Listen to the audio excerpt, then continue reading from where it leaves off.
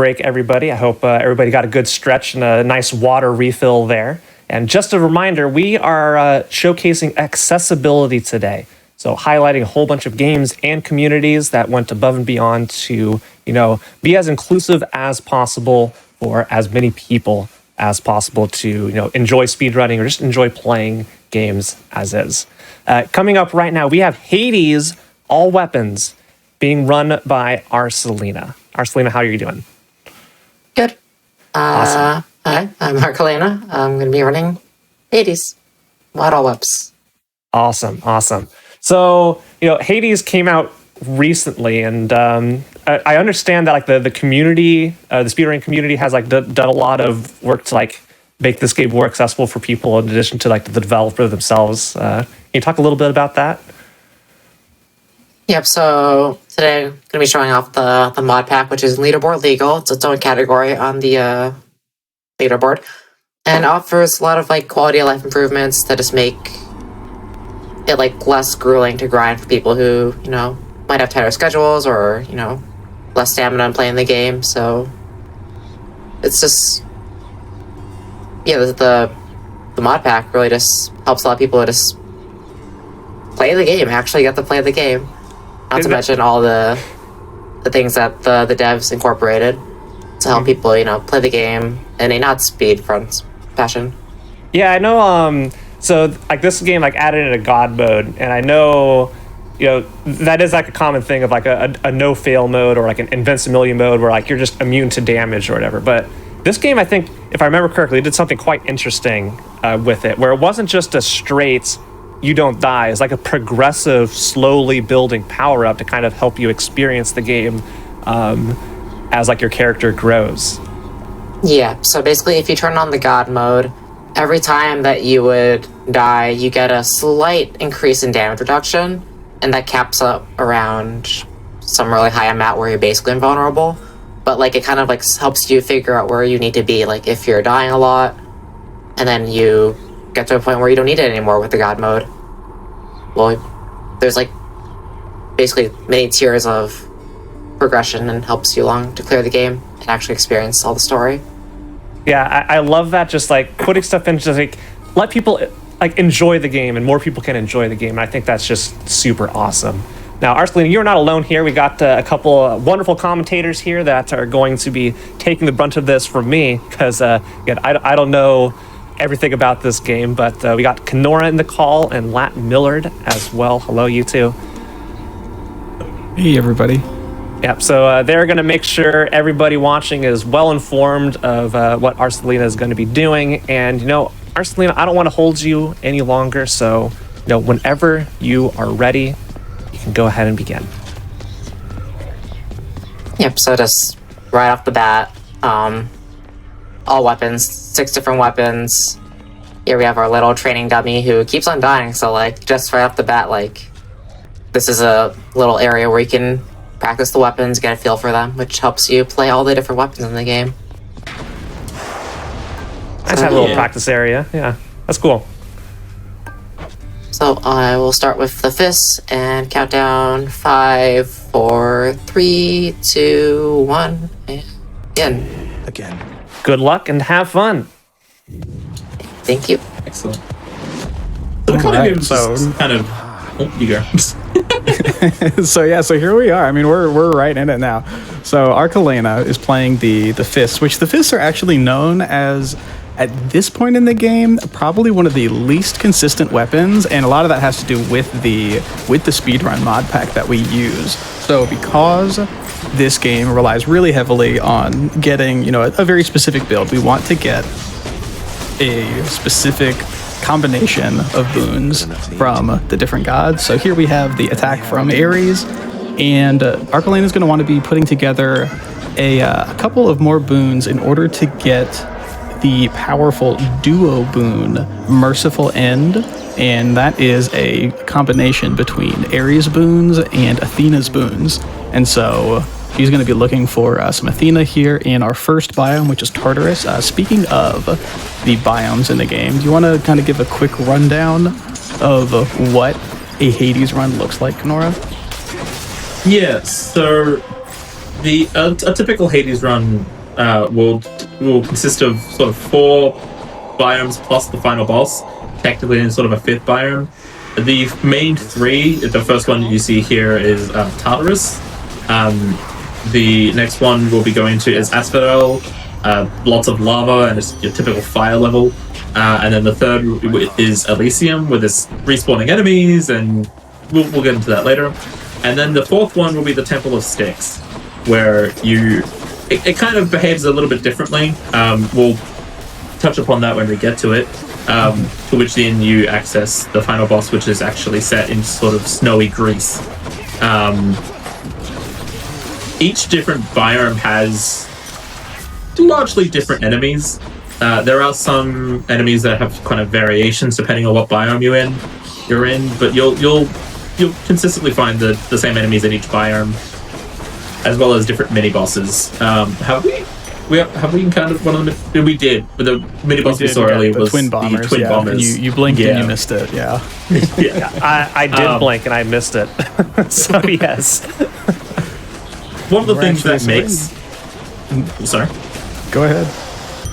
One of the things that actually makes mini bosses a blink and you miss it in the speedruns is playing casually. You might notice a lot of deaths happening in mini bosses, but once you start getting the summon companion ability, especially the one from Megara, it does a lot of initial burst damage, which we use in combination of hard-hitting powerful boons and combos to just annihilate them in seconds. Mm-hmm. To the point where there's setups for basically every single mini boss at this point. For a long time, there were some witches in Asphodel that gave us some pain, but now there's consistent setups for every single mini boss to be able to use that Megara summon and strip off their armor and then immediately be able to clean them up afterwards. And here we are. We're actually in the first boss of Hades, which is one of the Furies. There are 3 different Furies, Megara and her 2 sisters, that you may end up fighting at the end of Tartarus. And one thing that you might notice that, if you're familiar with the game, looks a little bit different is all of the enemies have an outline around them, and that is actually the colorblind accessibility mod that has been modded into the game. That's one of the only mods that we allow on both our modded leaderboard, of course, but also just our normal speedrun leaderboard. If you want to add the colorblind mod into the game, it's totally legal on the vanilla unmodded speedrun leaderboard as well.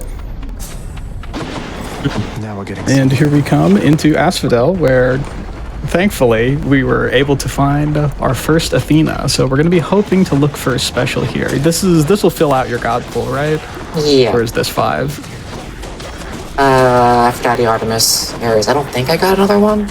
I don't think I so. didn't get another one. I didn't notice anything else. Yeah. And so what we're thinking about there is the way that a run works in Hades is you can see naturally, without adding any other special things to your run, you can naturally see 4 different gods as well as Hermes, which is a little bit different of a boon. And so once you see those 4 gods, you're only going to be offered those 4 gods for the rest of the run. So thankfully, even though we didn't see any Athena in Tartarus, we're able to force that god to show up in Asphodel.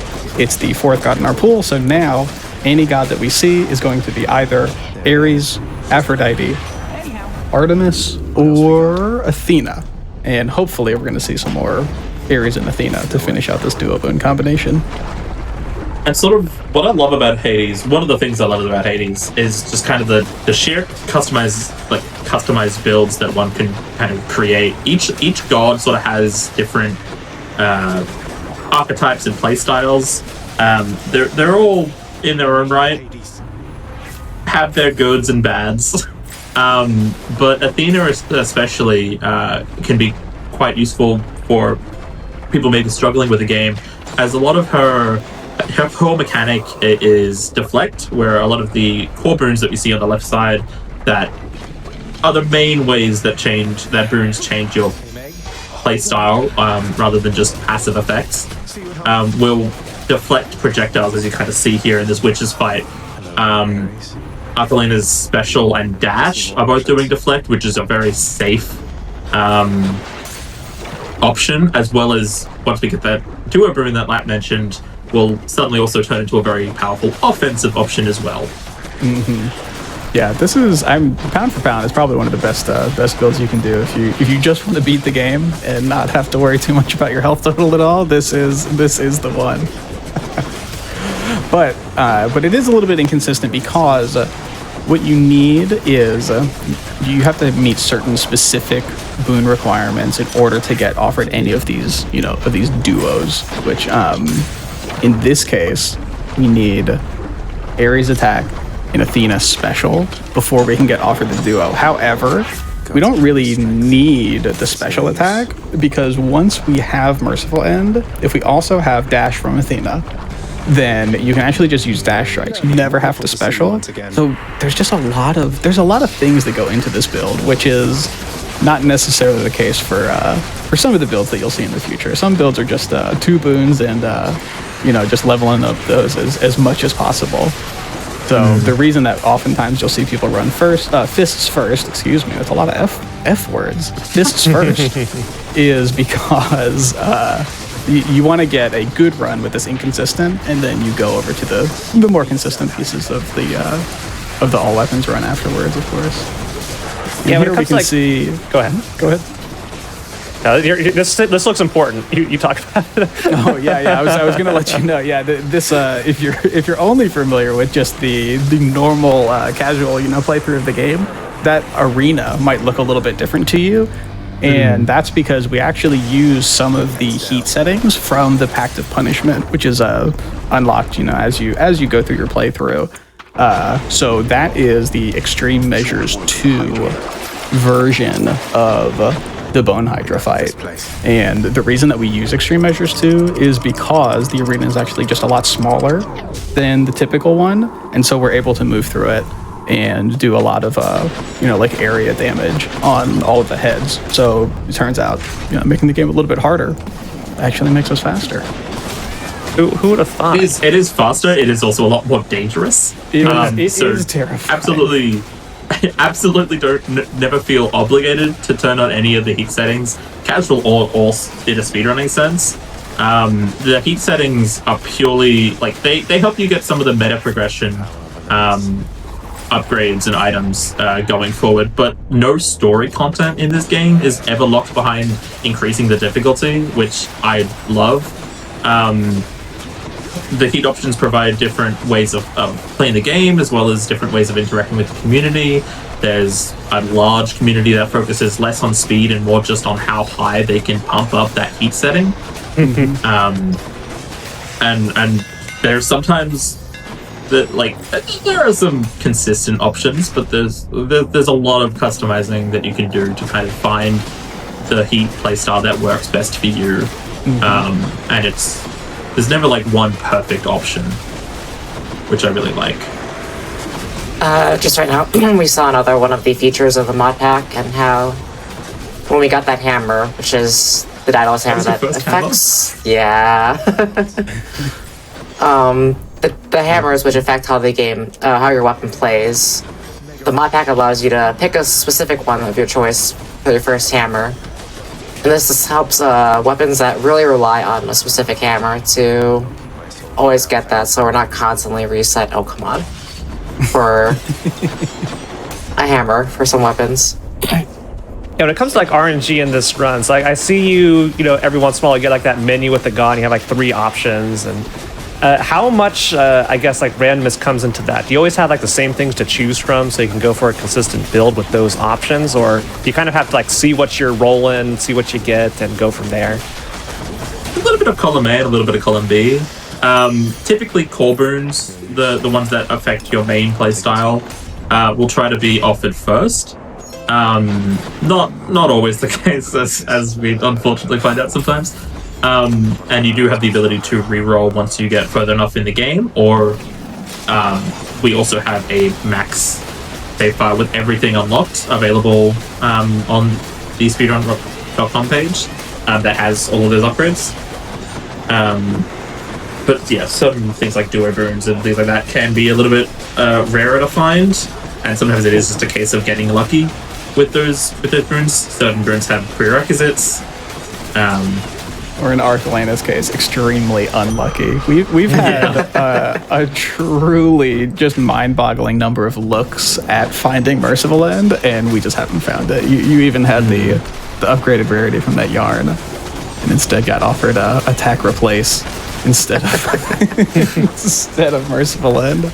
So this is honestly in many like normal, if you were just going for a PB or something like that, I mean, this is a nightmare situation, and Archelin is playing it beautifully considering the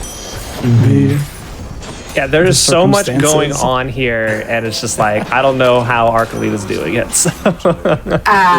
This is pretty much exactly why we run fists first. Oh, you're right. That is a lot of Fs because of the inconsistency that is an ME build. And here we have the third boss. And if we had ME, they would be going much faster. But they're still going down relatively fast, especially comparatively to. It's always fantastic to watch people only used to playing the game casually, watching just how fast these two bosses in particular melt. And we'll especially see some demolishing of these health bars in some of the more consistent builds a little bit later on. Sirius, please die. And sometimes it just happens like this, where you're punching a bullman for a while and there's not much else you can really do. Do you have Dire?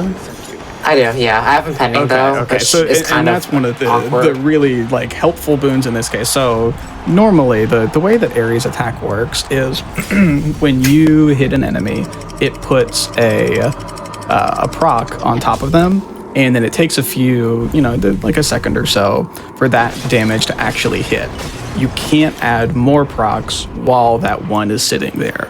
But when you have Dire Misfortune, which is another boon from Ares, it allows you to, if you hit an enemy twice before the Doom procs, it adds not a full extra charge of damage, but it does add some additional damage. So it turns the fast hitting fists. Ooh, I'm just all these words today. Fast hitting fists into something that they're actually good at doing, which is hitting really fast, right? So if you have Dire Misfortune, you wish that you would have Merciful End, but there is a little bit of backup damage associated with it. And speaking of, we're actually in Styx, which is the weird biome that Kenora mentioned earlier. So The weird one, okay. You may have noticed that there's like 5 different paths that we could head down. And what we're looking for is at the end of one of these paths is a satyr sac that we need to feed to our dear boy Cerberus. And we need to find that as quickly as possible. As quickly as possible would be in the second tunnel. So you always have to fight one tunnel all the way through. Oh no, we got one last shot at it. Wait, did we get it or did we not get it? No, one more shot. And, Okay, we got one more shot. Okay. What happens So- if we don't get it? So everything damage is is just fine. not We great. just have to be slightly more careful in the final boss. Okay. all is well. Okay, so we have to find the satyr sac, and it should be right here. Yes, and the reason that I can know that it was right there is because of the speedrun mod pack that we. Oh no, no.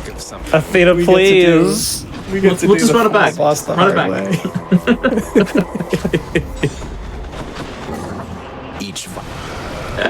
Honestly, the best accessibility option. There is a triple-headed dog in this game that you could pet ad nauseum infinitely once you get back to the hub world. Mwah. So we can pet the dog. We can pet the absolutely dog. can. Not in Sticks. We feed the dog in Sticks, and then when we go back home, because I'm sure nothing terrible will happen after we beat the boss. We could potentially pet the dog. So this is the final boss. He won't go quite as fast as the others, even with like a fantastic build, because he has multiple health gates, as well as spawning a lot of additional ads, and a phase 2, but mild spoilers. Spoilers for 5 seconds from now. Yeah. But as you can kind of see, a lot of what Hades is doing is able to be deflected by Alkalina using that Athena dash. Your dash in of itself already gives you some invincibility frames, but Athena dash not only gives you the deflect frames, it also, I believe, it extends some of the iframes, if my memory is correct. It's been too long since I've looked into that. I think it feels like it we're does. okay.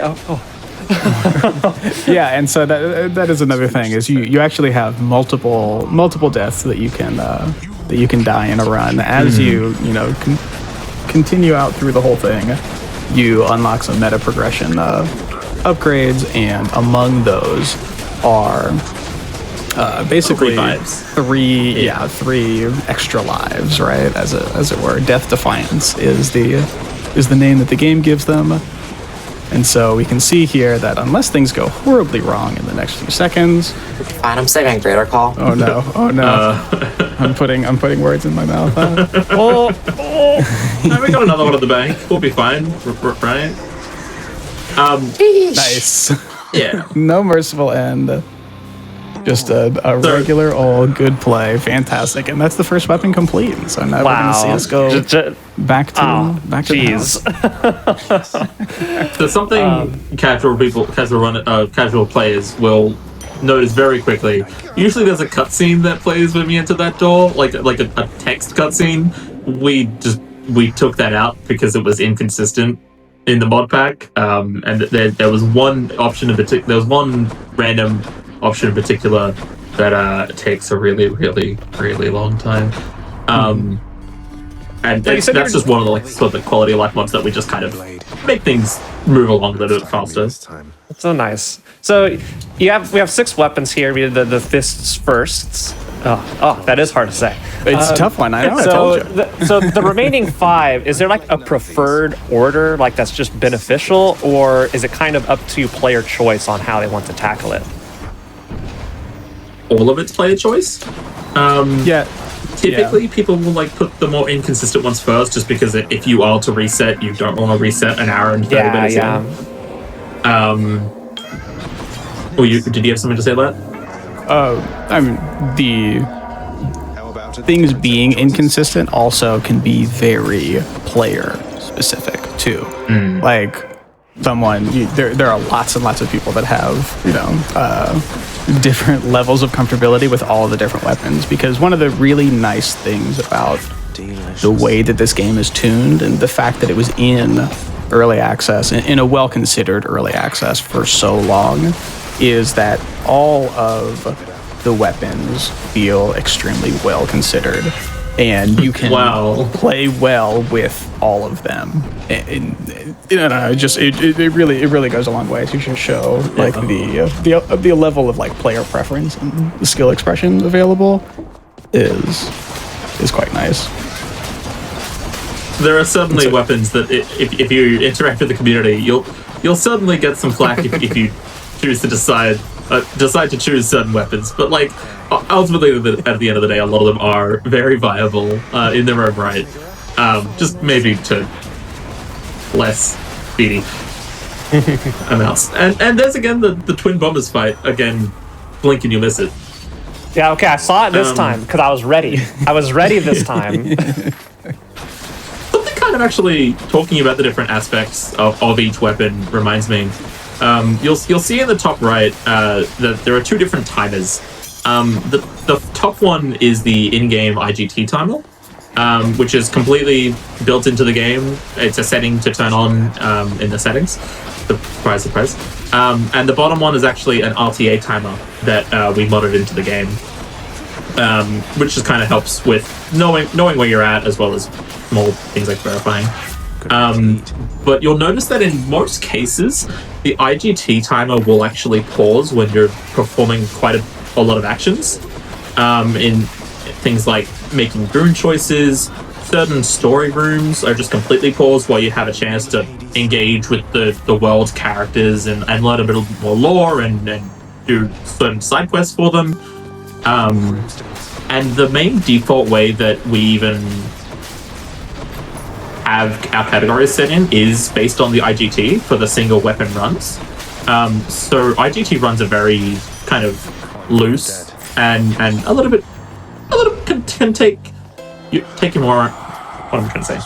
Take your own pace. They're very new player friendly because you can, like, we don't expect that you play quickly. We expect that the in-game time is as low as possible, if that makes any sense. So if you are looking at, say, for example, that we were picking our boon from Hermes, and if you don't know which of those three options that you want, or if you want to consider what the impact of taking each of these would be, or do we need to spend a reroll? Do we want to look for plus dashes? There's a number of different things, and in these real-time runs, all weapons, you have to make that lightning quick.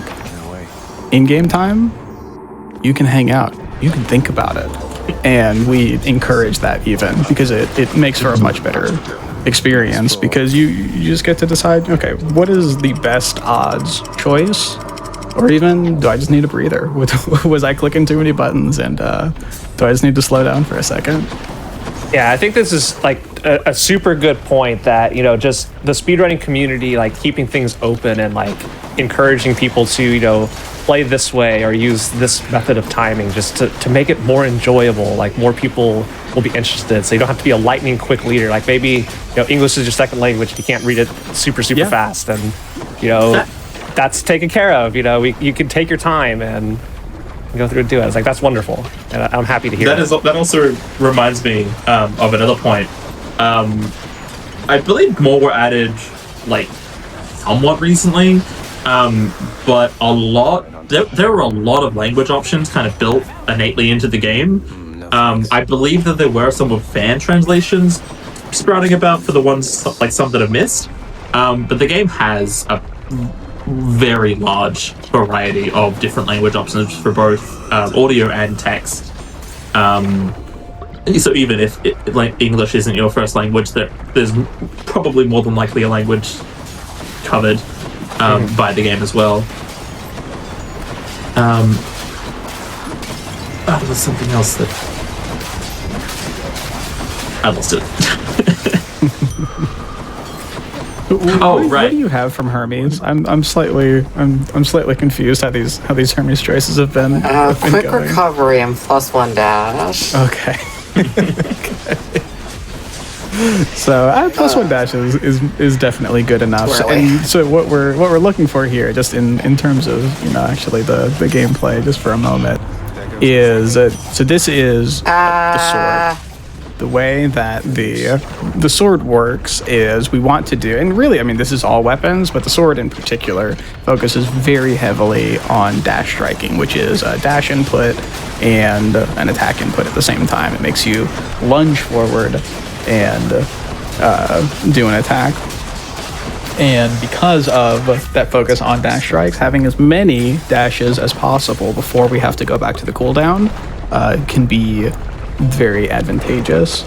And so while Hermes can offer up to an additional 3 dashes, just getting the 1 is at least, I don't know. I mean, it's an extra 100% damage, right? There's no denying that, and there's certainly no time associated with having to dash an extra time. It's just plus 100% damage. Tongue placed firmly in cheek. Lad, how many mirage shots is +1 dash? +1 dash is so let's see. So Mirage Shot, the duo boon, it gives you an extra cast that deals 30% damage. So +1 dash being 100% damage would mean that it's 3.334 Mirage Shots. That's pretty easy. It's Mirage Shot on your attack, And then you add in Double Edge, which is the Daedalus Hammer that you picked first, which Double Edge actually makes your dash strike hit twice. So that's 6.68 Mirage Shots. Is that right? Yeah, that sounds right to me. So a nice thing about this game is that, as we kind of like touched upon earlier, the IGT can be paused, not even by like sort of in-game actions, but also just by literally pausing. I can't remember if you also touched on that. That's actually huge. Yeah, so even in the kind of moments that Light mentioned of just like sometimes you just maybe press too many buttons and your hands need a break, you can very much just press the pause button and just take a bit. If there are certain enemies that are spawning in, you can like pause it to get a gauge as to where they are, and then you can go from there. There's really no like sky's the limit with how long you can be paused. I mean, the world record for the longest time had an awful computer setup at the time, and there were large stints where were paused for a very long time. While it may have been the fastest IGT run for a while, I think it was somewhere in the 30-something minute range RTA. It was something. So never feel like you're obligated to go fast RTA if you're just going for IGT. You can pause and take all the time in the world. But there is another person on the other side that has to watch it for verification. Listen, it was a fun watch. I made him sit through it with me. Yeah. Look what you've done. Okay, and so here we're actually walking into. So this is a story room. This is something that we haven't had a chance to touch on yet. So this room there's no combat inside of it at all. The in-game timer is actually paused in there, and we call those free rooms. So instead of having to spend time on doing all of these combats or anything like that, those rooms are very quick, real time, and they're 0 seconds in-game time, right? So they're extremely advantageous, and that is one of the other points of RNG is that all of the RNG in this game, some of it is with build, but a lot of it is with the rooms. So being able to see those story rooms, and there's one available in each biome except for Styx. Styx is just all combat. And there are some other types of rooms that can pause the IGT as well, but those ones. We have sort of two different settings, like two different setting presets to be able to turn on for modded runs. One that's kind of a little bit IGT focused, and one a little bit more RTA focused. Because any multi-web category is an RTA focused one, we obviously go the RTA one. Which one of the types of rooms that we could have been able to see. This hero's fight is going to go very different, by the way, than the last one. Is the ability to see our loving boyfriend Thanatos, who in unmodded runs is the bane of RTA runners' existence. Typically, yeah. So in real time, he summons all of these enemies, and he wants to have a nice polite competition with you, which is great. But those rooms take significantly longer real time to get through than any any combat in the game. They just really add a lot of seconds to the pace. And so on the modded leaderboard for real-time runs, we allowed you to actually just remove Than from the game because he can show up anywhere and he's just waiting there to ruin your run. In-game time, the timer is paused in his room, so it's just as good as a story room. So and those are the two settings that we use for the in-game time runs. Than is there to help you out. You hope that he shows up as late as possible. Chamber 34 in Elysium is the best time to see Than. The latest possible chamber, which normally would take quite a long time, time would be paused the whole time. So if someone were to want to get this mod pack, how would they go about doing it? Is there like a resource page that has all this information? Even if someone just wanted to install this for not necessarily speedrunning, but for a casual play of the game to help them out. It's available both on the speedrun.com resources page as well as pinned in the speedrunning Discord as well. It can also be found on the speedrun.com link. We've obviously we don't limit it at all to just there's Morale's shot. We'll certainly see that later. Hopefully. We'll touch upon that later. it's a good room. Maybe less so in this situation. But yeah. Maybe the attacking weapon is not necessarily the one that you want the cast duo boon, but yeah, we should see one later on that it goes quite nicely with. It does clear up a lot of these rooms though with Zeus cast. That is, Zeus's cast shoots out this little like lightning ball that kind of bounces around between enemies and the walls, and it makes it fantastic for room clear. Less great for bosses, but yeah, that's what we have our attack for. But yeah, the mod pack is completely accessible. It's got a bunch of different settings, so you can even mix and match of your own. You don't have to use the presets. If you are speedrunning, we do have two, like the IGT and the RTA speed presets as the only legal ones. But even playing more casually, you can mix and match and turn on certain things. I believe there's even a way to sort of manipulate the beginning, like the very beginning first room of the run, to have whatever you want out of that boon, out of that god, which kind of gives. I think that's a different mod, but is it not in? I don't think so. I could be wrong, but I don't think that one's on. I haven't opened the config in a while, so is the thing. But yeah, there's also not just the speedrunning mod pack. There's a quite large modding community as well that has a whole plethora of different either accessibility or just kind of gameplay change mods that have been kind of fun. I believe those can largely be found through a link to the official Supergiant Discord.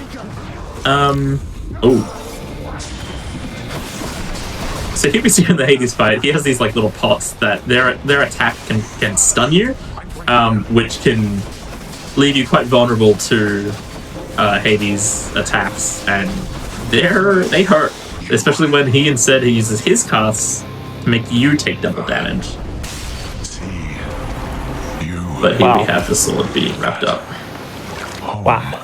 Every time I see this fight, I'm just looking around. Like I can't even process like trying to dodge all this stuff and all these projectiles going everywhere. So again, GG.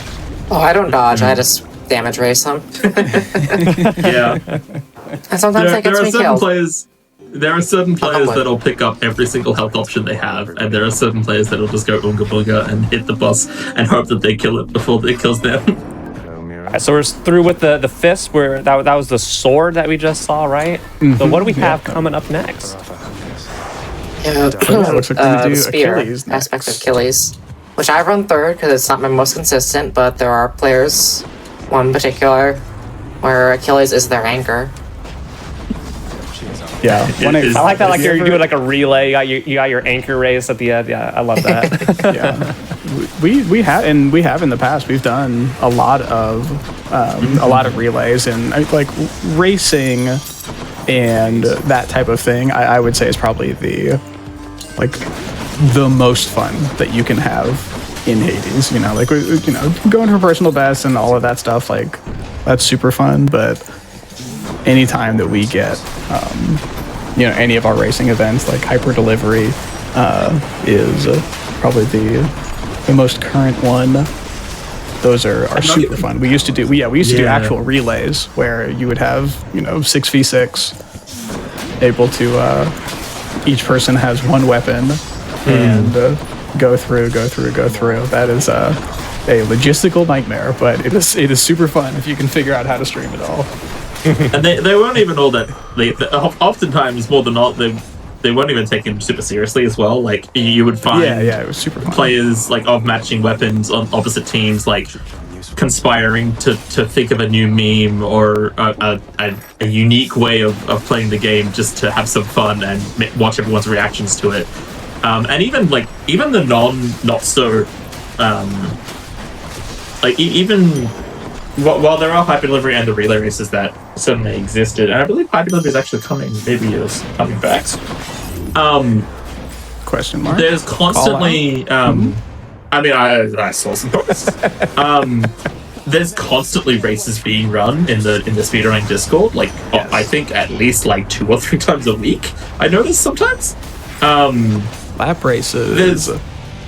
yeah, there's sort of typically a lot of people just be like, hey, anyone feel like racing? And there's usually enough of a crowd that'll just jump in. And it's kind of what makes this community so fantastic. There always so many people are always there to collaborate, help, or even just to play along with, including a lot of we even have like a sort of a dedicated channel where people can post and be like, hey, I've got this VOD, like could anyone have a look at it and like let me know if any tips or things that I can do better. And there's usually enough of a widespread of different weapon pros or people specialized that they can get a whole review of their VOD. And watching people grow out of even stuff like that is always just fantastic to see. Yeah, the VOD reviews is incredible. I need to use it more because I could be better, you know, than I currently am. But the fact that we have it at all is really, really special, and the fact that people take advantage of it is fantastic. I love the VOD reviews. So, Achilles. How does Achilles work, Kenora? Because it's so different, but can be so satisfying of an aspect to play. Oh, I thought that was you. Okay, it was just the boss. Yeah, I love the bosses have like the same sort of death animation as the like final Zachary's death. So there have been sometimes, especially on sort of high heat speed runs, where you're not too sure whether or not you died or the boss. Or sometimes it's both. But yes, Achilles is fairly. I mean, each of the aspects for each of the weapons are fairly unique. They all have sort of something going for them. Achilles lets us throw out our special and be able to press the special button again to kind of jump towards it, which then enhances our next 3 attacks and 4 attacks and casts. It's been a while since I've had Achilles. And as well as there's a particular hammer that most, well, like half of the spear aspects can get. I realize Gone you can't. Called Flurry Jab, and Flurry Jab kind of takes the regular standard attack pattern of the of the spear and triples it, but makes us not allowed to be able to do the spin attack, where if you hold the attack, you can do kind of a spin attack with the spear. As it turns out, clicking and holding the attack button's kind of slow, so we just kind of take the one that is 3 times hits, and it goes very fast, very consistently. It's actually kind of one of the big reasons we have that hammer mod in the first place. The sword and the spear are the 2 kind of main benefactors of that mod. A lot of the other weapons can kind of get by with certain other options, but it reached a point where Flurry Jab and for the spear and Double Edge for the sword were just kind of the only real options we wanted. And it's largely what spun kind of the rest of the mod pack to its full creation. Because some of the original incarnations were, well, we want to keep everything, you know, as close to vanilla as possible, right? We wanted to limit the way that Styx works, of course, because you know, so the way that Styx works is you can either get the sack in the second tunnel or any point after that. So we limited that to the second tunnel because it was just unnecessarily inconsistent at the very end of a run when it doesn't need to be, and the fastest times are going to have a 2-sec anyway, generally speaking. But yeah, so initially in the first versions of the mod pack, it was just, oh, okay, well, hammers work completely normally, except on spear, and on sword you would get Double Edge or Flurry Jab. And then of course we were just like, well, I mean, that doesn't really, you know, make sense because there is a most correct hammer or a most wanted hammer for each aspect. So why not just let us choose what that is instead of, you know, choosing what the meta is for everyone? Allow them to just pick whatever hammer they want and let metas develop and decide how they do. And it's important to also say that sort of forced hammer is only available on the first hammer of a run. That hammer can be seen as later sticks. Sometimes that's just how the game goes. But the second hammer will be completely as default intended. And sort of something based on something touched upon a little bit earlier. A lot of the boons and even like the well items, you might be seeing Urkelina, maybe in other runs especially, opening up the wells of Charon, can provide some temporary buffs. Oh no, yeah, we have some now on the left. Boons and the well can be re-rolled using one of the meta progression items. Hammers specifically cannot. So hammers, what you see is what you get, which is especially why we created this sort of mods, and it allowed that freedom, because sometimes you get you have an amazing run, you get to Asphodel, and then you open up the hammer and it's 3 garbage options. And as Lat was saying, like the fact that we allowed players to fully customize that, and not even just like per weapon, per aspect. There are certain hammer options that are in the game unable to be gotten by certain aspects. So we allow per aspect a little menu screen to pick exactly what hammer that player wants, and that's not set by the preset either. The preset for the speedrunning side of things, that's a lot of just like the quality of life stuff, but sort of the player choice aspects of it, that's all completely untouched by what is legal and what is not. You can do whatever you want in those particular settings, and there are even some settings that you can turn on and or turn off that don't affect the end of the actual game all the time. It makes it fun to play the game. But so the difference, we've been saying aspects versus weapon. If you're unfamiliar with the game, the difference between those two is, so there are 6 different weapons in Hades: sword, spear, shield, bow, fist, and the gun. That one of those is not like the others. And out of each of those weapons, there are 4 different versions of them. There are 4 different aspects of the spear. So the one that we're using is the aspect of Achilles of the spear, and so that is it's just a slightly different play style inside of each one. So aspect and weapon is largely interchangeable in the way that we're saying it, but it does mean slightly different things. Well, we got 34 patty for this very strange build that you're having to get through this run with, and this is one of this ain't great.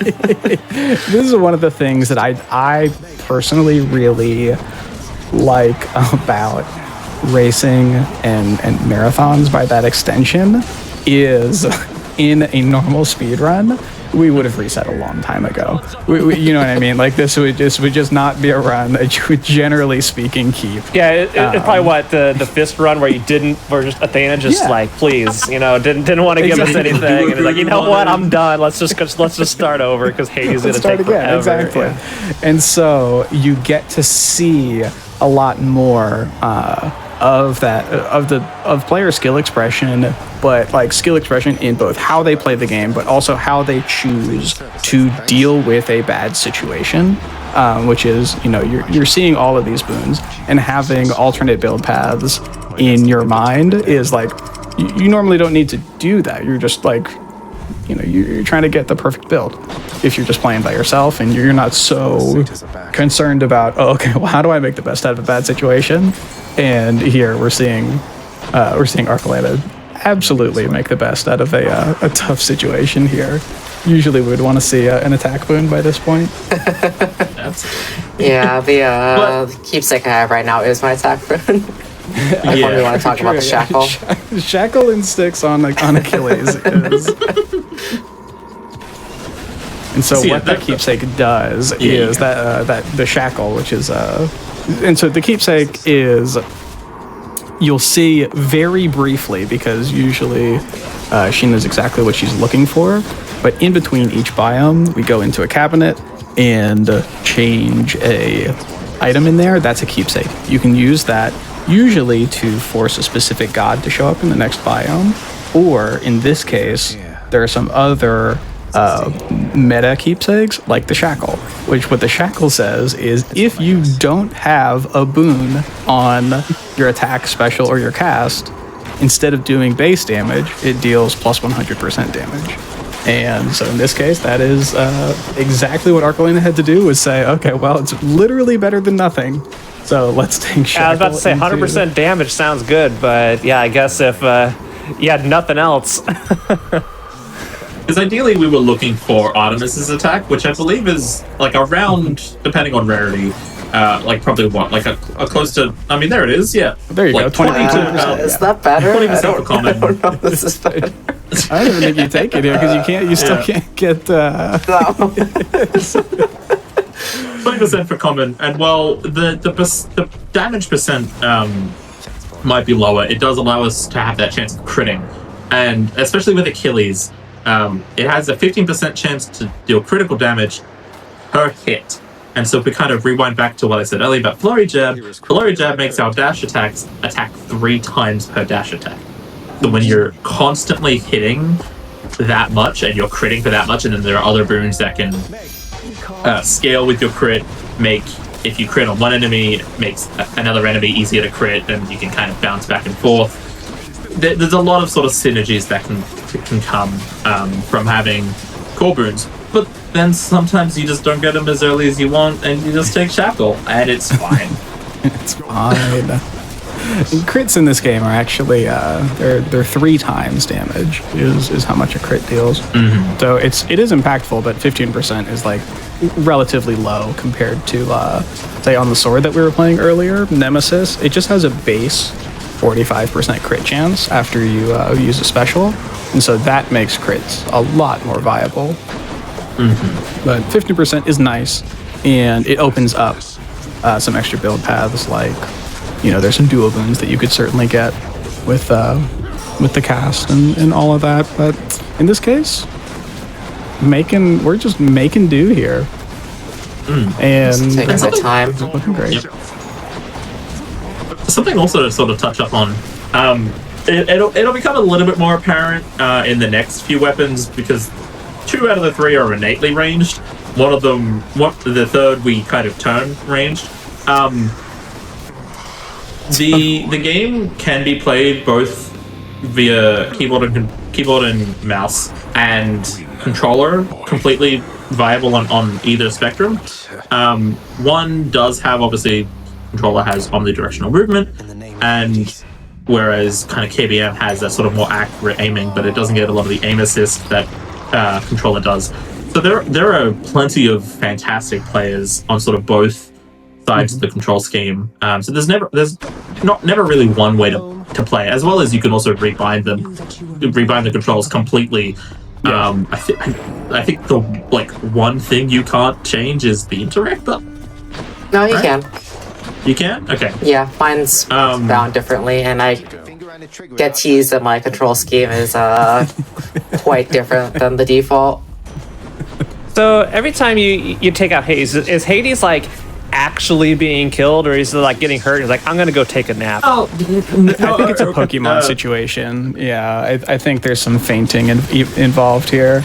Well, I mean, you're also in the underworld where the dead live. So like we're actually so what happens dying. if you die here? So is Yeah. he. It's 6 Final Fantasies in a row. You kill a god at the end of it, and But we're not starting off killing like little sewer rats, with a baseball bat or something, yeah. Well, we do that at the end. No, we sewer do rats at the end. sticks. Yeah. What is that mod of just changing one of the sword aspects to just a baseball bat? Just turn them. Yeah. I did not know this was a thing, and I am now so happy. Yeah. So we in kind of everything that you see very much dies. Any other blessings? But we are in the realm of the dead, so everything's just kind of fine. And the same as we kind of come back out of the River Styx to go on with yet another run. I would like to imagine that every single boss, including Hades, that we kill, would also have to come out of the River Styx, kind of like wiping the blood out of their hair and like cleaning their face and just like getting ready to go back on another day in the office. The office being, you know, frozen Greece, where you have to fight your son to the death, like, you know, the same old. So Arcalina, So here we have- thus far we're three weapons done. We are on the fourth weapon. On a scale of 1 to 10, how would you rate the RNG you have received today? Oh. 2, 3? I've had worse. Not much worse than this, honestly. This Eris run is giving me better luck so far. Yeah. Fingers crossed. And so this is the aspect of Eris, or as we mentioned earlier, the aspect of the actual gun. Yeah. So in Greece, somehow we ended up with this gun, and the way that we take advantage of all of this range and very fast attack at range is we use Zeus attack. So Zeus attack is going to not only turn the fact that we can attack quickly and at range, it's going to make those attacks chain to other enemies, kind of like we were talking about with the cast earlier. It just creates lightning that goes between all of the enemies.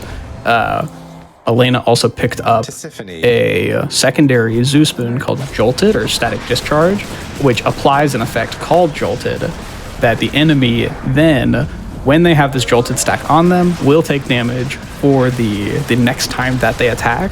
Because we're attacking so quickly, they always have a stack of Jolted on them. So we're actually dealing just a ton of damage because the enemy is attacking us. So because Tisiphone there is attacking us endlessly, she's taking a ton of damage for it and dying very quickly. The additional benefit that you get from the Eris rail is anytime you stand inside of your special and let it hit you, you deal 75% bonus damage. So all of your damage, globally speaking, is increased by 75%. And so we're gonna see. And, and two sort of further things to go on top of that. One of the difficulty options, the heat options that we kind of turn on for most of the runs, especially for weapons that take the Zeus boons, is a boon called Forced Overtime, which kind of just generally speeds up a lot of your enemies, which in of itself is very nice. They spawn in a little bit faster, they move a little bit faster as they hop around the fire pits of Asphodel. Good lord. But they also attack a lot faster.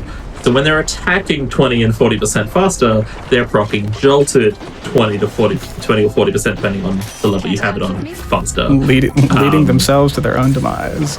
Absolutely. And the hammer we have for the Eris is the Rocket Bomb hammer. It changes our special from instead of like an arching explosion to just kind of a rocket launcher. You shoot a rocket towards the enemy and it explodes, and you got to be close enough to get that buff that Lat mentioned. There's a fantastic interaction.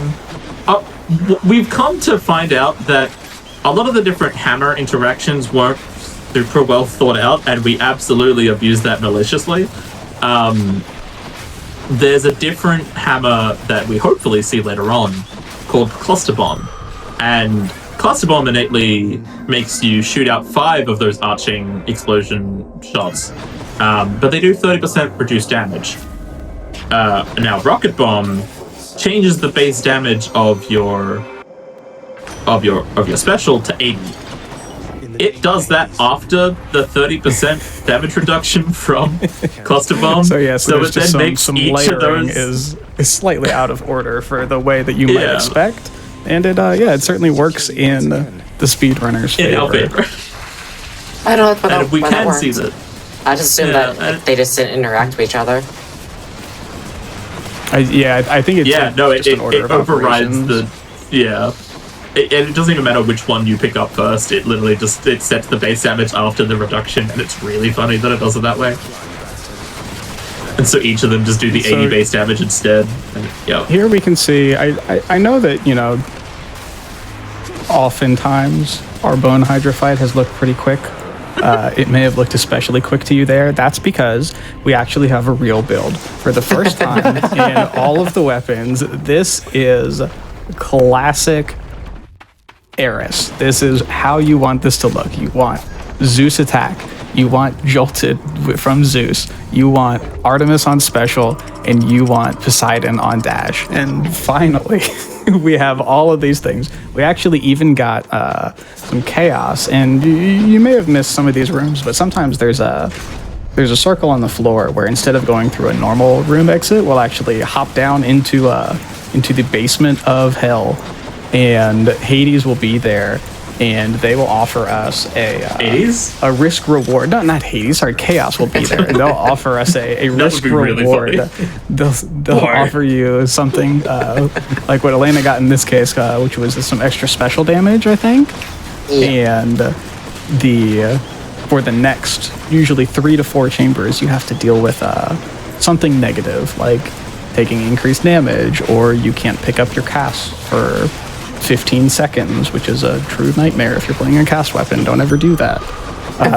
And so usually what you have to be able to do, especially in these real-time runs, is say, oh, okay, well, I want this bonus, but is the negative too negative for me, Is this going to give me plus 100% special damage, but 50% more foes? If it's giving you more foes in each room, you just can't take it because it's going to slow you down no matter what the buff is. And so that lightning quick decision making, targeting system is our second hammer. So no clockets for us, no cluster rockets for us. Here's the fee. Okay. But even still, there you go, the Sea Storm instead. So Sea Storm is the duo boon between Zeus and Poseidon. And what that does is anytime you knock back an enemy with a knockback effect, which we have on both our cast and our dash, in addition to the normal damage that would do, it makes a little lightning bolt proc for, I don't know, what is it, like 50 damage or something like that? I don't actually know how much damage Sea Storm does. 40. It's not much, but it is a lightning effect, therefore applies Jolted. Therefore applies Jolted, exactly. As Well, well as It's also my dash, increased it's by a lot. 75% just because of Eris. Because you have the natural buff from the weapon. Okay, Yeah. so here is our second Hermes. Might this be the first time that we're actually excited to see our second Hermes in the entire game? So, the first time that we saw Hermes, we picked up Hyper Sprint.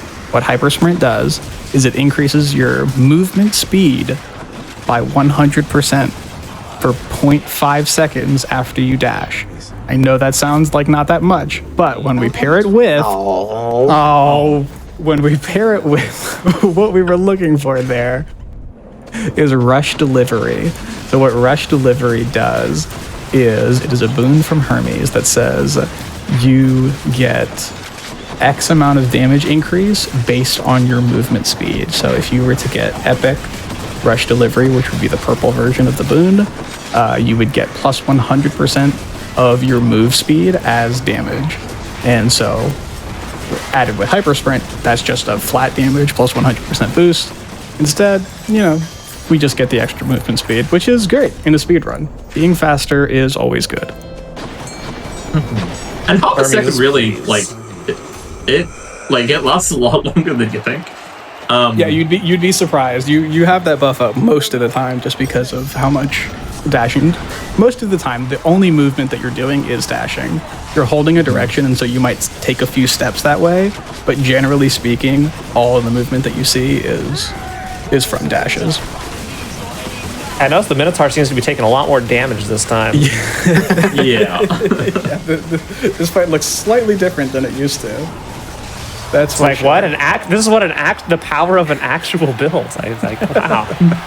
and it's only that's one of my favorite things about all weapons and like some of these longer categories is that typically you'll start off with sort of the more inconsistent, especially for a marathon setting, the more inconsistent and sometimes less great runs, and the other weapons can have some kind of sneaky runs too, but things are really only just gonna get better from here.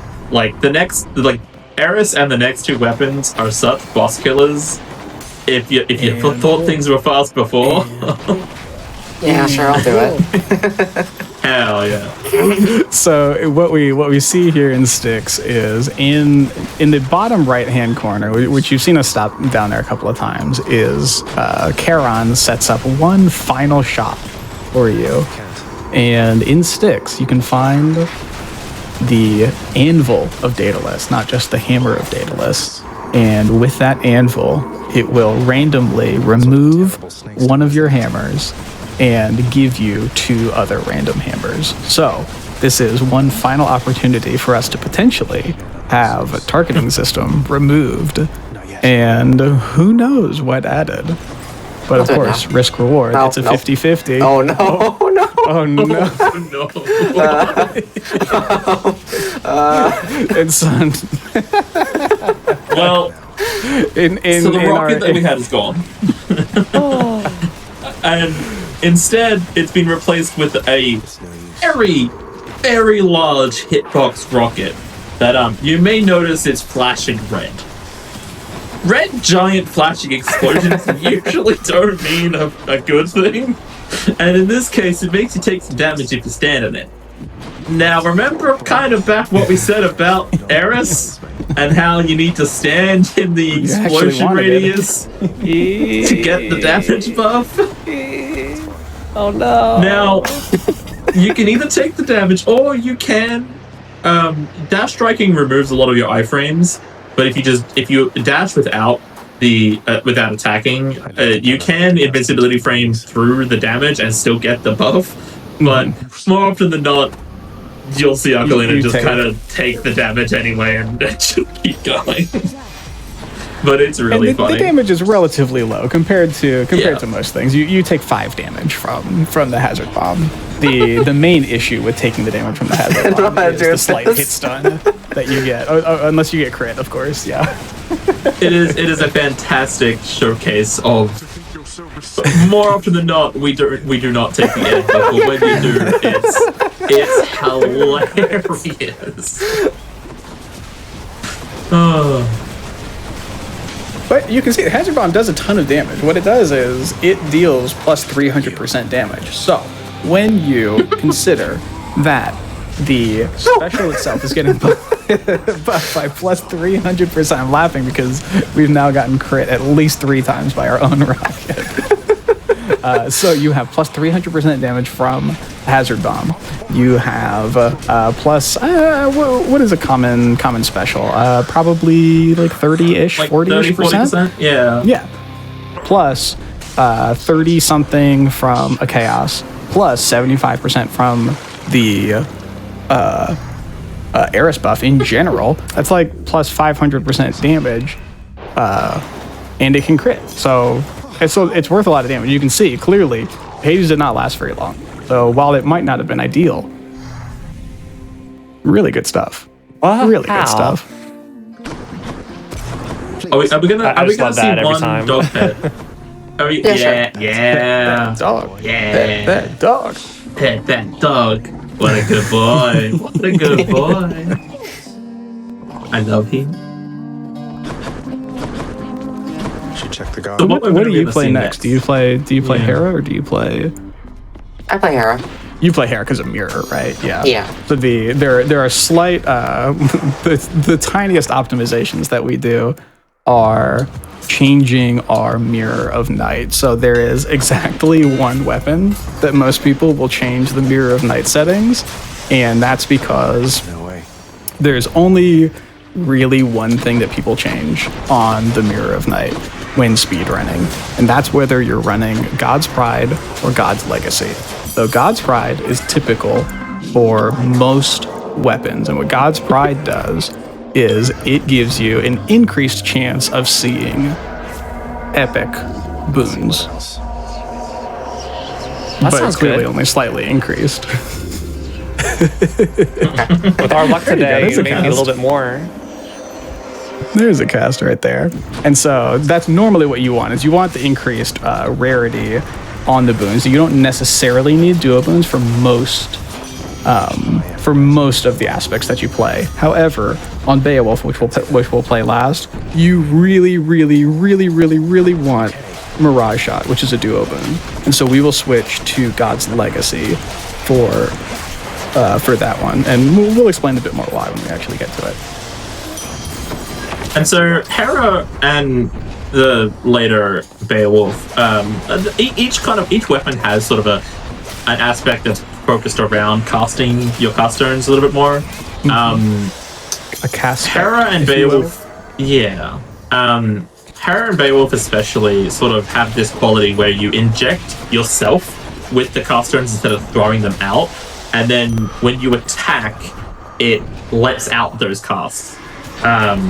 So you'll see, and that's also why we took that Chaos Boon that allows us to get an additional max cast stone, because that can amplify your damage, but like easily, incredible amounts. So you'll see that we're able to load multiple cast stones into our body and then shoot them out with the bow, especially with the bow being ranged. It's very, very good, very safe. And it does this like little burst out depending on what god you have in that slot. In this case, Aphrodite. Beowulf works a little bit differently, and as we'll touch upon that later. But yeah, these next two weapons sort of fundamentally play it quite a bit differently. Similarities and a lot of different playstyles than everything else we've seen so far. Yeah. So the reason that we use Aphrodite cast is Aphrodite's cast actually has one of the highest damages in the game, but on most weapons, it's a melee cast. It doesn't actually fly away from you. You know, when you cast on a usual aspect, if you use Aphrodite, if you use Crush Shot is the name of it, it's just going to go directly in front of you and then fall right down to the ground, which is great from a melee perspective. There's a lot of ways to use that effectively, but it's not quite as good as if you are able to just add a bunch of range to it like this. But this turns Afrocast from medium to absolutely A+. It's basically the highest damage that you can do in the game. Scales very well with Palms, scales very well with Chaos, and it doesn't fly away from you, and that's the most important thing that it does. Is if you miss an enemy, the cast doesn't keep on sailing. It will stop it'll stop wherever your arrow stops. So flurry shot. Is it flurry shot? Is that the name of the hammer? I don't even remember. It's just flurry to me. Yeah. You can see here that Elena does not have to actually charge up her bow shot. They just come out automatically, and that's because of the Daedalus hammer that we use here, which is certainly risk reward, high skill ceiling on that one, because if you miss an enemy, it will just do a full range bow attack, and your cast can sail all the way to the other side of the level, and you'll have no idea where they are. They might be stuck in the lake in the Hades fight, and you can't even get them back. I've seen it happen. If we had to think of a term to title and dub that, if perhaps there was only a high profile case of that happening, I don't know. I don't think that's real. I don't think that there's any high profile, high stakes racing environment where someone shot their cast into the river. It was me. Secretly, it was me. I shot my cast into the river. It's okay. I lost the race. I, as well as the 2,400 people watching right now, will keep it a secret. So we've touched upon rarity a little bit before, and rarity, you can naturally find boons of either common, uncommon, or rare. Is it just rare? Basically, white, blue, purple. They can be upgraded by certain means to be red. Typically, you won't often see that, but there is one particular Demeter boon, which we have picked up,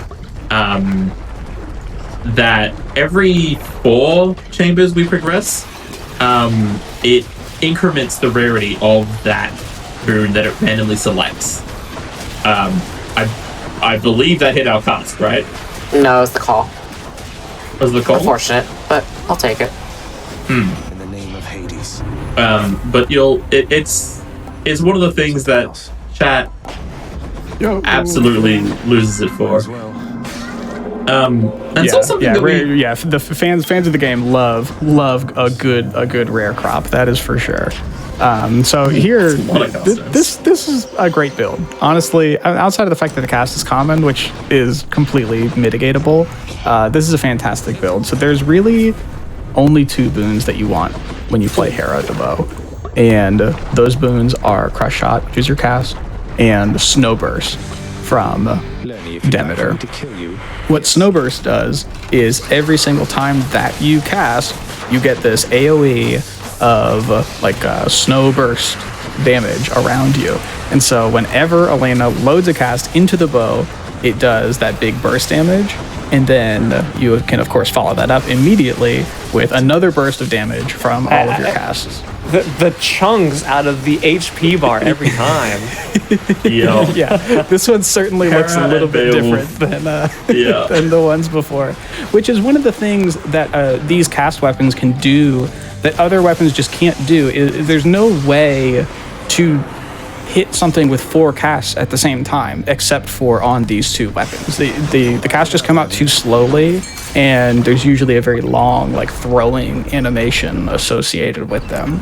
And so you just don't see casts happen that much. They happen for different reasons. Boiling Blood is an extra 50% attack damage. You'll see it happen, but nothing comes close to this. Hera is my personal favorite weapon to play in this game, for sure. And it's for this exact reason. Also, additionally, the thing that Hera does is when you cast at an enemy, you see them, they're pretty much dying on sight. It's hard to see it happen, but your cast actually gets lodged inside of the enemy, and there's a cooldown on how long it takes before that cast will automatically dislodge and you can use it again. You see this happen a lot on bosses because bosses, of course, have higher life totals. Hera mitigates that slightly. Naturally, it makes them come out just a couple of seconds faster. However, there's one boon from Hermes called Quick Reload.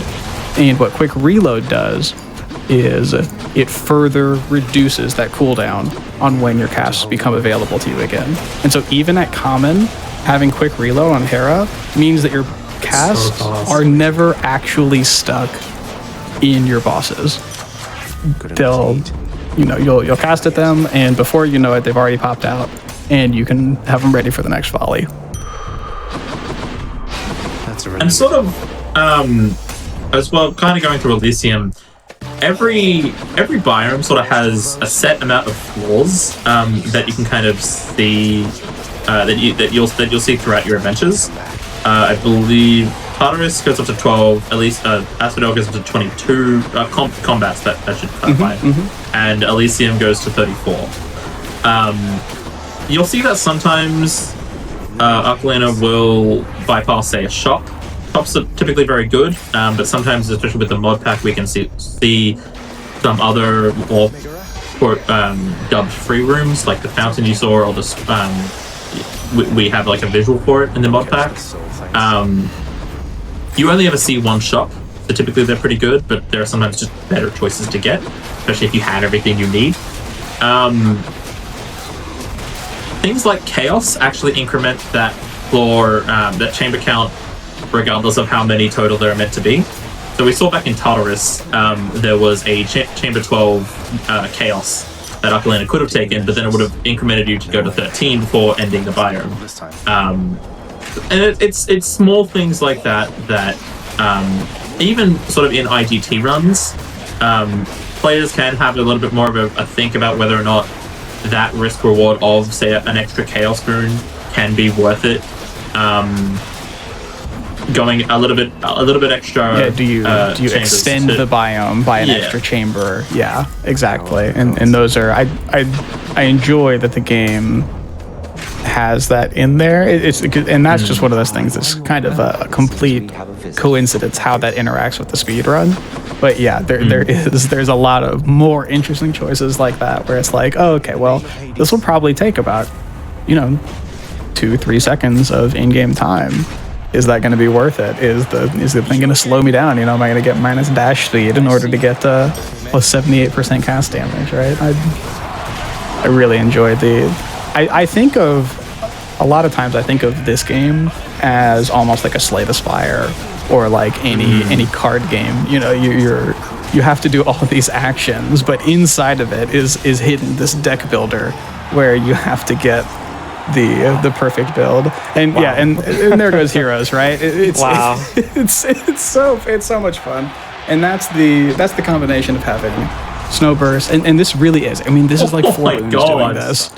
Yeah, and there's an extra cast right there. But this is just 4 boons. This is not like having perfect luck the entire run through. This is having a cast, having Snowburst, and having Zeus Call did a little bit of work in there, right?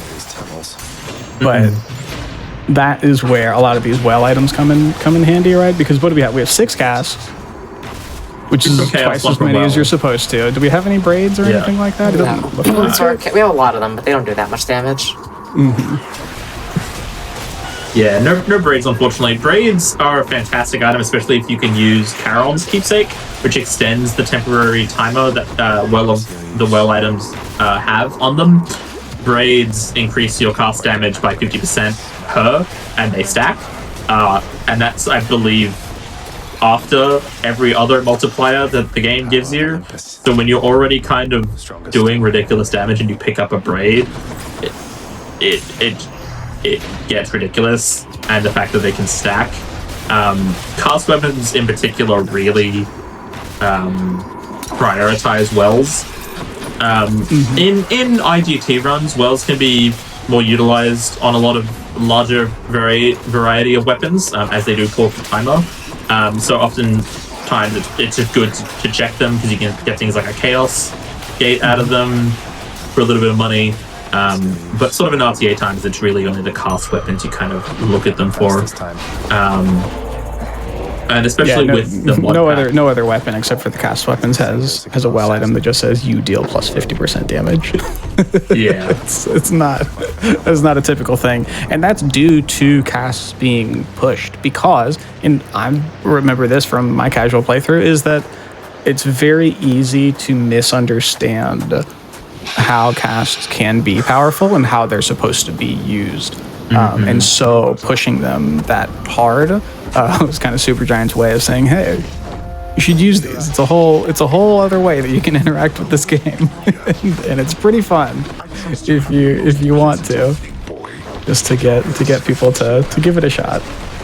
And we can see love whenever here, you take out Cerberus. It says Cerberus treated instead of defeated. Yeah. All right, go ahead. Cerberus defeated, not really. Cerberus saved. I love that, there's one that's like Cerberus. Wait, where did the health bar go? Yeah. Welcome to cast weapons. This is the goal. Beowulf can do either equal or in some cases more. Beowulf is definitely I think a little bit more leaning towards boss damage, whereas Hera kind of has a bit of everything. Beowulf can still do fantastic in the combat rooms, don't get me wrong. And we'll be hopefully seeing that coming up. That's kind of what we've said kind of throughout. There are certainly weapons and aspects that have been pushed to certain limits more than others. But there's a very, very large variety of weapons that all of them are still very good and viable in their own right. And there's never really one option that no one will ever force you to pick a favorite weapon. Lat mentioned that Hera is one of his favorites. Beowulf coming up is one of my personal favorites. And both as well as all of the weapons you kind of see here are the other main 6 that get pushed. But there's still a fantastic variety of player choice and kind of what you can do to build custom builds that can just really kind of just and that's super important. And one of the ways that gets shown, there we go. We are already having an extra cast. This is off to a good start.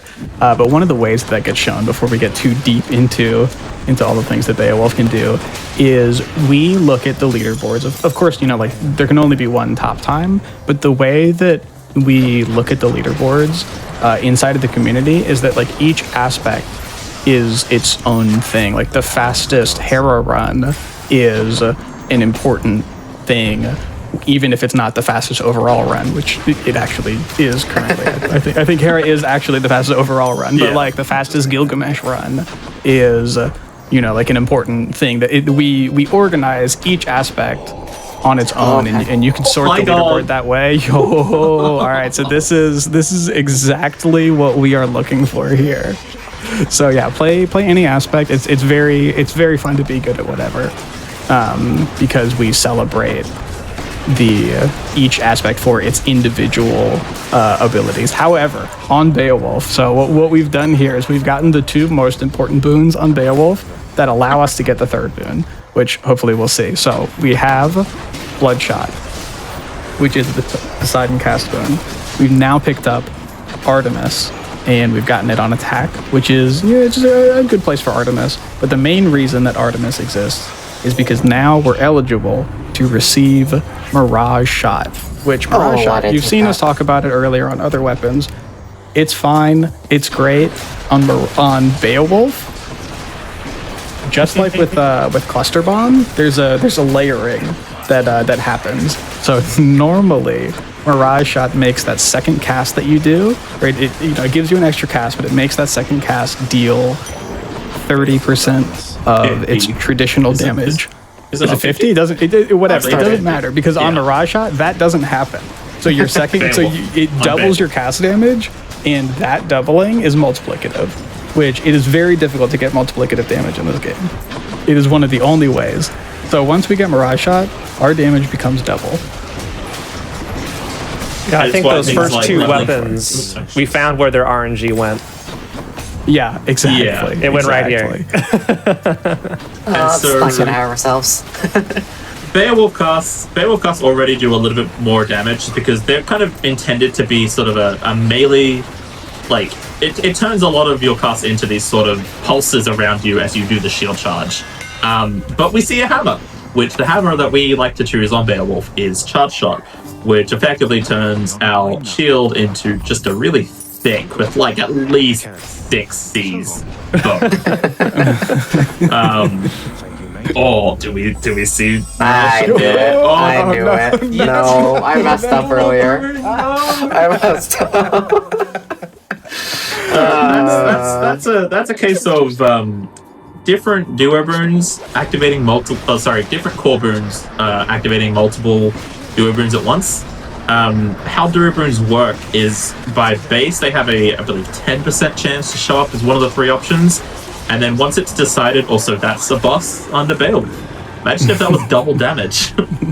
I don't think it can actually go that much faster even with the double damage. Yeah, no, that was that's about as fast as that one gets. Once it rolls that 10% chance per slot, once it decides that it's a duo boon or a legendary, which I don't think we've seen a legendary really come up. Yeah, so. It then rolls out of all the possible duo boons that you can get. So what you'll often find with runners, they'll be very particular with what boons they get and pick up, or sometimes they take Athena special because they feel like living life a little bit dangerously. And in that case, we saw the Athena boon, the Athena special get picked up, which unfortunately activated the duo boon of Unshakable Metal, which, if it was not the case, we would have actually gotten Mirage Shot. But I'm sure we'll see it again. Like, there's a Forced Artemis coming around, right? Increased rarity. You got this. Yeah, it's increased rarity, but the other thing that is happening is because we got 4 different gods in Tartarus, it means that every single god that we see will now either be Poseidon, Artemis, Athena, or Dionysus. So it means that any time that you could see a boon, it's going to be a 50-50. So there's usually a boon in the shop. So even without having a forced Artemis, which is going to force our mini-boss to be Artemis, is a 50-50. We lost the 50-50. That's fine. we got another shot on this reward here. Not to mention the fact that we're lightning fast anyway. This is fantastic damage. And you'll also notice as well, when we open up that POM screen, which we haven't really touched upon, the POMs allow us to level up our... Hate to be ungrateful here. Oh. There it is. Kinda scared. The pomegranates allow us to level up our boons, which typically just increases the number. And often not in these sort of like fine-tuned runs at this level. That's the witches for you. We take so few boons that can actually be leveled up that when we see one of those POM screens, it only is able to show us like either two, in that case, 2 boons at all that can be leveled up. Which means that the boons that we want to be leveled up, like our cast, always get shown as an option, which can just really snowball your damage very quickly. And if you thought learning was fast before, imagine what it's going to be like with a whole lot of damage and a whole lot of AoE. And so that's the first phase. Yeah, and that's phase 1 down. And that's one of a lot of the value in taking Poseidon's cast is because of the AoE of the cast. So Mirage Shot, we could get it by getting, say, Poseidon Attack and Artemis cast, right? Like there's nothing, those two, that combination of boons is also eligible to give Mirage Shot. But the reason that we want Poseidon is not because it has particularly high base damage. It kind of doesn't. It actually is relatively underpowered in terms of base damage. But because of that AoE and because of the way that Mirage Shot works, how it doesn't quite say what it does on the tin, the Poseidon is absolutely the best way to go because you get just giant AoE and double damage very easily. Just 3 boons can double your damage. And especially even picking things off like the braids of Atlas that we mentioned before from the well last just so long when you have the hourglass keepsake that you basically have it for the rest of the run if you pick it up late enough in the game. It really can just stack up real quick. And that 50% from the braid, because of Mirage Shot, is actually multiplicative damage. It's not just additive. So it really goes wild on this weapon. And here we can see, we haven't talked about it a whole lot, but enemy makeup in the rooms is another part of RNG in this game.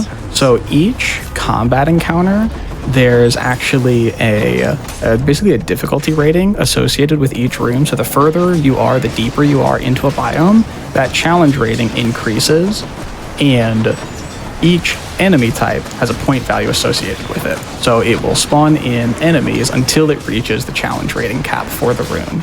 So you can see here, these enemies actually all have these little yellow health bars above them. That's armor. And so armored enemies, there's an extra cast. That's great. Armored enemies have a higher point value associated with them than, say, an unarmored enemy. And each enemy type has its own point value. So a lot of what you actually want is high value enemies later in the biome. So we'll see. We'll try to see what happens in Chamber 34 here because it's one of the best examples of it. But okay, so here, see, Chamber 32, the room being full of unarmored swordsmen is actually not ideal. You would wish that it would have something like the big chariots or perhaps even maybe some armored witches. And so these are the types of things where player skill is really going to come in handy for how well can you aim this giant cast in order to hit as many enemies as possible, because more spawned in than you would have expected because it was unarmored swordsman. Oh, there's a braid. We have so much damage. This is so much damage. You've been getting It's so many damage. wells. It's ridiculous. Oh my god. Yeah. Yeah, so when we talked about wait and see the Beowulf Heroes fight, oh boy, wait and see the Beowulf Heroes fight. I think we have a pretty good boss build here. The power of the gods. I would, yeah. Okay, and so instead of actually playing 34, which is the final chamber in Elysium. We got the free room instead. This is ideal situation in terms of speed. All of this is all to say. While Mirage Shot is a fantastic, is like the boom to really go for Beowulf. Actually, I'm gonna let this one play out. We'll watch this first. How did I not face Theseus like that? Oh, Yeah, that's a very must good have blocked. Like, I faced Theseus Asterius, but unfortunately not has a very annoying Theseus. shield. That's the hero's fight. Yeah, so, well, Mirage Shot is obviously a fantastic burn, and on Beowulf, like, to get the top times, you're basically effectively kind of required to get it. There is still a lot of choice in the kind of casts that you can pick for both Hera and Beowulf. Beowulf has had a fairly, like, it's had a history. It is pretty definitively now on Poseidon cast, but it's had a history with Diobeo, with even changing how your casts work. The ways that we've seen the casts work in all of these runs have been, you have up to 3 casts that you have to pick up off the ground. There's a different Mirror of Night option that allows you to change it, where you have a single regenerating cast that has a timer that you don't have to pick up off the ground, which can be fantastic with Diobeo, especially if you can find additional cast turns, because often with Diobeo, the way it works is that it takes longer to wait for it to be picked up off the ground than another one just respawning out of your body. There's even Aphrodite, as we've kind of mentioned before with Hera. It has a much shorter range, but it does fantastic damage. And even in the sort of the more casual and fun types of races and runs that we do, we'll fool around with, say, Demeter, Flare, and if you're trying to go fast, Don't play Demeter. all this to say, please don't play Demeter Flare.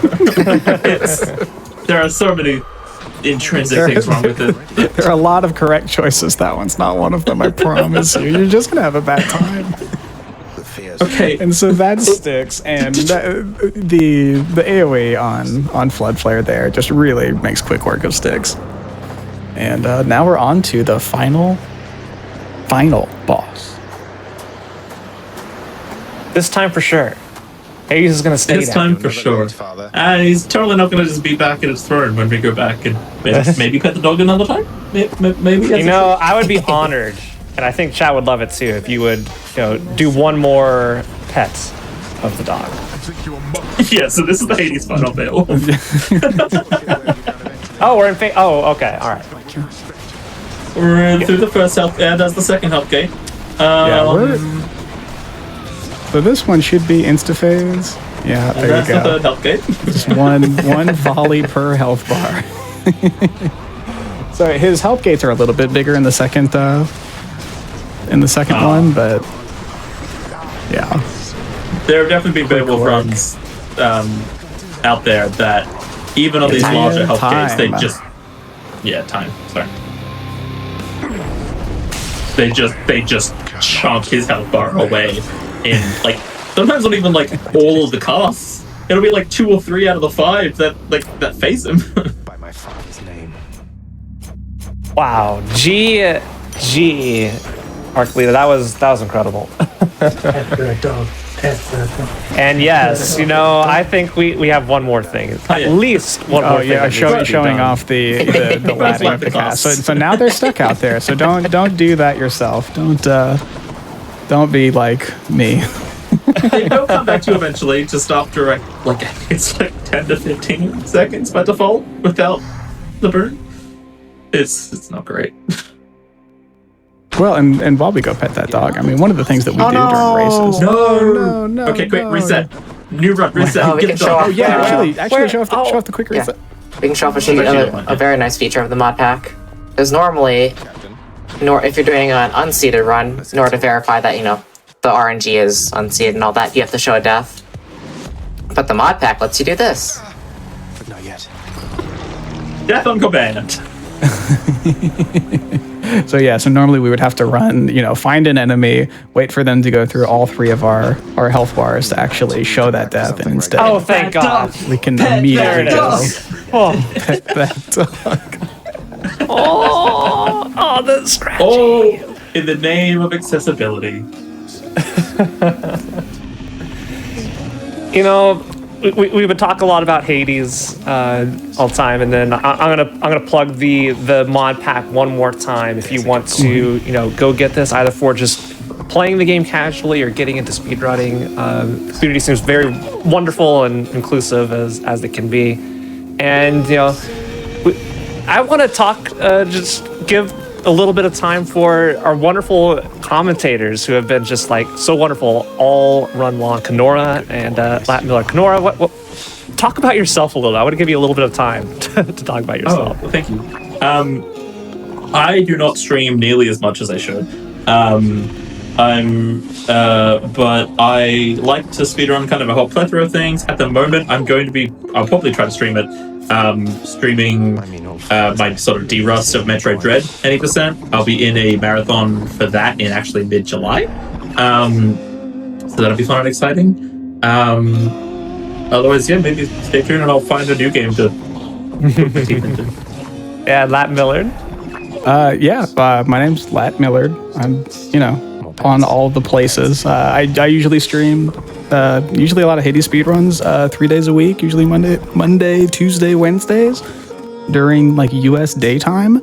But the other thing that I do a lot of is I really like to kind of push the limits of what is possible in games or how you can play a game. And so if you ever wondered things like what happens if Zagreus can only use Pikachu's moveset, or what happens if you beat the secret boss with all of the max heat settings on, then that's all on the YouTube, and you can go and enjoy that type of stuff as well.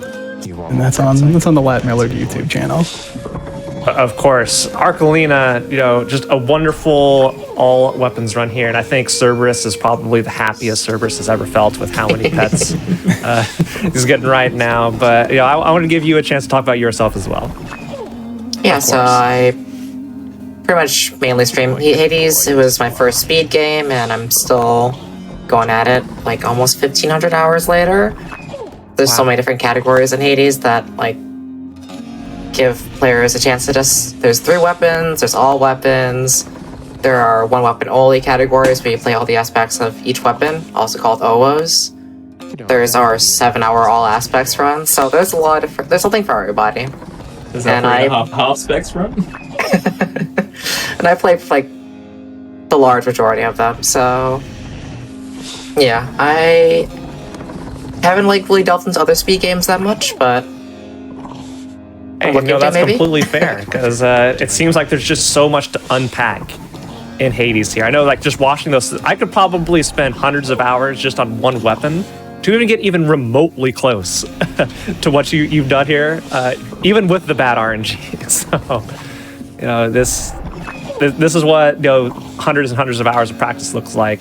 Just incredible job. Frankly, this was a blast to watch. Mm-hmm, absolutely. All right, everybody. Again, thank you so much for coming in and showcasing Hades today, and talking about all the wonderful accessibility features the community has made. I posted that link in Twitch chats there if you want to go follow that and check that out. But unfortunately, we are at the end of Hades for the showcase, but not so unfortunately, there are many more runs coming up, and we are going to be having Hollow running Chicory All Bats right after a short break here. And if you want to know what that is, well, you're just got to stay tuned and watch, because it's going to be great, I promise.